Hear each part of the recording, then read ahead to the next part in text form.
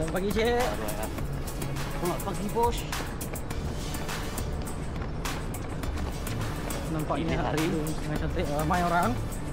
Ini hari matahari perencian di awal pagi.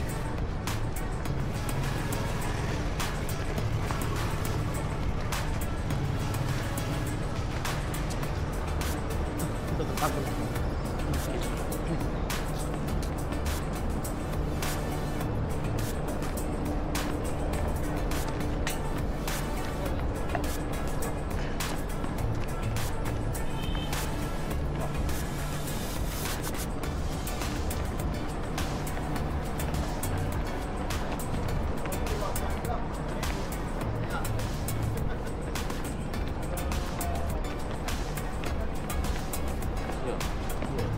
Hai?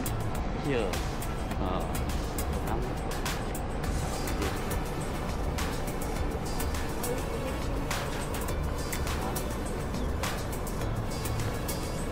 Baru ada. Ini orang. Nah.